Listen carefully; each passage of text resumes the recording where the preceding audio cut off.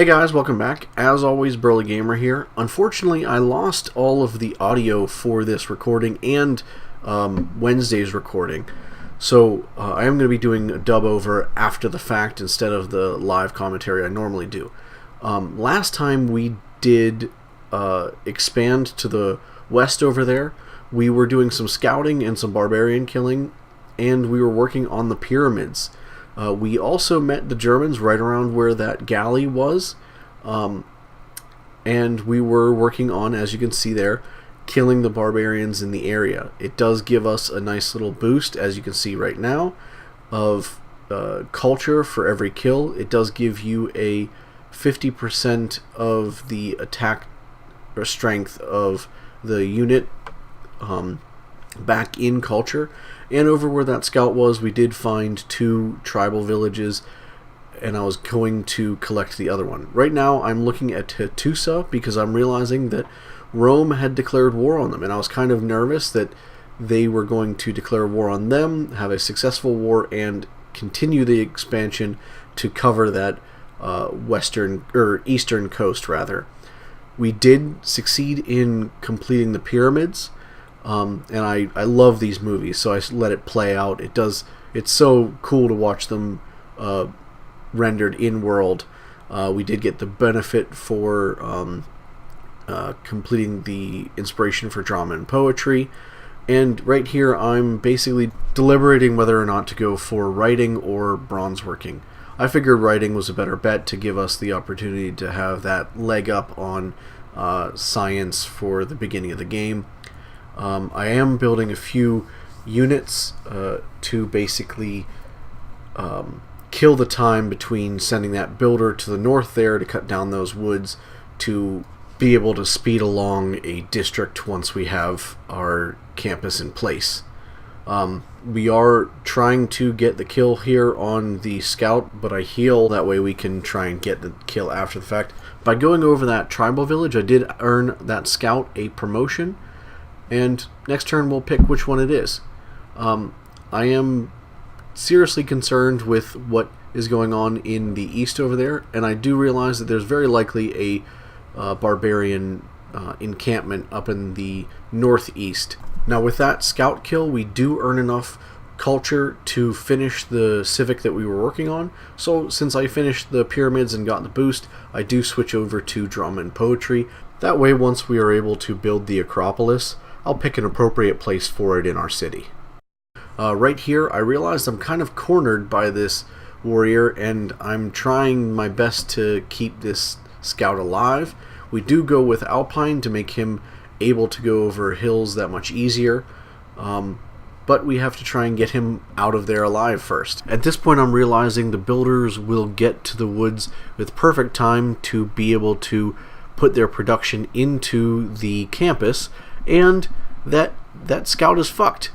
It unfortunately had another warrior down in the south over there, and is now stuck with very little health and right next to a warrior.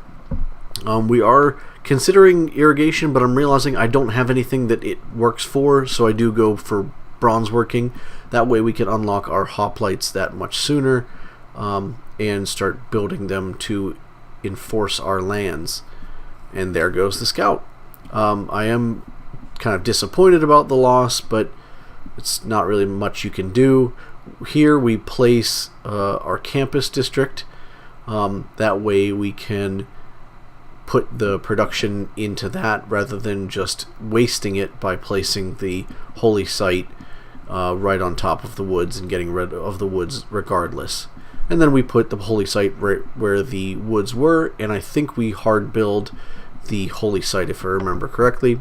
That way we can get our religion game up and running as fast as possible. We have been putting it off quite a bit, and it's not necessarily a good idea, especially when we're going for a religion victory. Right there I do put a granary in our second city because it is a coastal city, and I forgot that it is right next to a river and doesn't necessarily need a granary, but I put it in there regardless, and was trying to maintain the ability to have housing. Right here I'm basically deciding where I want to improve certain tiles, and I realize 2 tiles left of the capital is a great place to put an industrial zone, because there would be, I believe, 3 mines capable of being placed around it. I also buy the additional fish tile in our western city because I realize I can boost celestial navigation by working both tiles with the builder I have up there. I'm also getting as many farms up as I can because I realize I also can expand the housing of my capital and work toward getting the 6 farms necessary for boosting feudalism. Right here I switch to production focus for our capital because it will put a extra turn or 2 into the holy site by doing so, and then we can switch back right before we lose a citizen to take full advantage of the production without the negative fallback of losing a citizen by doing so. And I decide I want to bring my unit back to my lands to heal and to help fortify. And as you can see here, I am working on building more farms.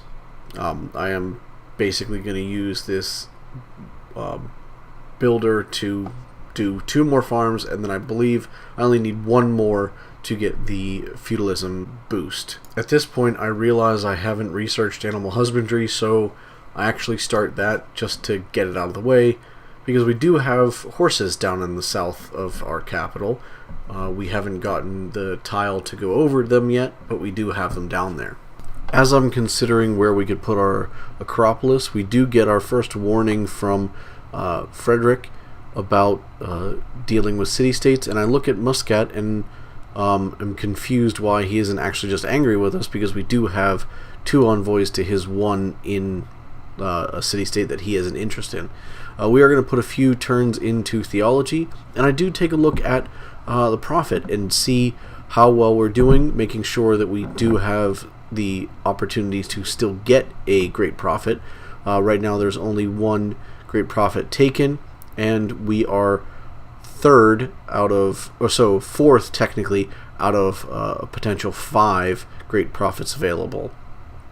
And we do switch our civics around a little bit here. I decide that we do most likely need to improve our military strength, so I do go with a Gauge, because it's very likely that we're going to be going to war with Trajan, seeing as he's our neighbor, and we have only made 2 cities, and I think he has 3 or 4 at this point. I'm looking at all of the quests for the city-states. Hattusa is asking for a barbarian camp 5 tiles away to be destroyed, and since it's most likely north of Rome, we won't be able to get to it. So I basically just ignore that quest entirely. Right here I double check on the possible civics, see that state workforce is the only other option, and realize that we're going to finish that with 1 of our districts, and decide to go with archery to make sure that our ranged units are as strong as we can get them for defending and for future attacking.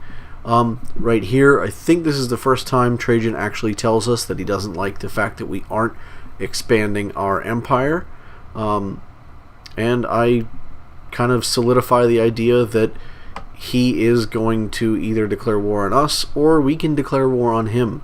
At this point I'm considering putting a city between Kabul and Hattusa, and we get our first message from Jadwiga saying that they wish the wisdom of the Lord for us, and I realize that their agenda is to like civs that have a large amount of faith per turn. At this point I also finish my holy site, giving us the state workforce boost, which was someone's quest, I don't remember who, and then we start working on our campus after purchasing our temple. I figured that it was the best usage of the money we had, and it gave us an opportunity to boost our science that much quicker by actually having a campus online. And it was, I believe, Kabul's quest to have a campus anyway. And I'm looking at our next tech. I go with the wheel because we can get water mills in each one of our cities, because we do have rivers next to our cities. And I'm highlighting this hill because I realize this is going to be a great location for a district triangle, and getting the Acropolis there, because the Acropolis does need to be built on a hill. I'm sending our first trade route from our second city to our capital, making sure we have a nice little roadway going from our city to our capital. I realize that we can go for political philosophy and jump from theology to political philosophy to get stronger units and to give us 2 additional civic options for cards that we can have. I'm considering putting a city up there in the northwest. That way we can access the iron. The only one other than that I can see is up in the way northeast, likely surrounded by barbarians. I'm looking at Yerevan and talking about how we don't want to get them as a suzerain until it makes sense, although we are going to be working toward that. And basically here is where I ramp up production on units. After I complete the campus, I think I only produce units for the next 30 turns, because we are planning to go to war with Rome. I am switching production focus and limiting growth of our second city so that it doesn't grow way out of proportion, because we already are having an issue with amenities. We did trade off our only diamond to Jadwiga earlier, and it is going to be a little while until we connect another one, and I don't want the city to grow even further to cause an even bigger amenity issue. Right here I take a look at Frederick and see if we're able to trade any amenities with him. I realize he only has 1, and I check out the relationship with him. I see that we have a positive modifier of 12, and I take a second and think about what that could very well be. I think I realize that it is most likely that we're not actually in competition with most of his city-states, and we are only in competition over Muscat. Here I finally go and research irrigation, and now I'm taking a good hard look at the space between Toronto, Hattusa, and Kabul, and seeing if there's any possible place to put a city down. As I'm looking at it, we do complete the campus, finishing the quest for Kabul, getting another envoy with them. Like I said before, we are gearing toward potential war with Trajan, so I do continue building units in all of our cities and start moving them toward the front. And with that being said, I take a look at Satia and realize that we were thinking that the mountains were a very good division for defensive purposes earlier on, and I'm realizing they are going to be very hard for us to go around offensively as well. So Satia's a good defense position because of how the mountains are positioned around it, and if we take that, we would also gain a source of iron. So since the attack of Satia and potentially Rome is going to be difficult, I do then switch our technology to engineering to unlock the catapults. We've unlocked oligarchy, which I typically go for because it does give you that +4 combat strength, as well as 1 policy slot in all possible cards. I'm looking at potential great generals to see if we have any that could help us in any fights in the future. I ultimately do go with the Great General Policy card and +2 envoys in any new city-states to hopefully take advantage of that, and I am keeping urban planning in there because it will help both of our cities with producing units. Right here, we're also going to be thinking defensively and building ancient walls in our capital. Since that will be our front, we do want that to have a little bit more hit points in the event of a war swinging into the negative. We're also going to put some time into theology just to get it to that halfway point, because we do plan on founding a religion. And the ancient walls will also give us the benefit of boosting engineering to get the catapults built that much faster. And like I said, we are moving all of our units to the front, since our second city is also very well defended, and it's very unlikely for Jadwiga to declare war on us, since we are pretty happy with each other. I think that front is okay to be relatively undefended. So as we are moving our units toward the front, I am hoping to maintain a nice mix of the units.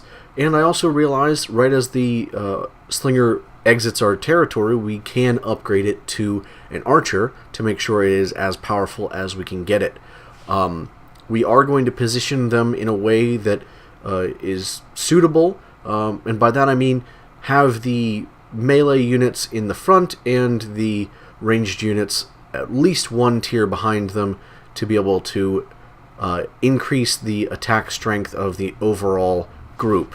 That being said, it is going to be difficult because of the mountains and how it creates a close quarters situation, as well as the ability for them to attack from their encampment that they already have in place from Rome. But I think that's actually going to be a good place to call it for this episode. If you like the video, don't forget to like and subscribe. My other videos are on screen. Links for my Facebook, Twitter, and Reddit are in the description below. As always, thanks for watching, and I'll catch you in the next one.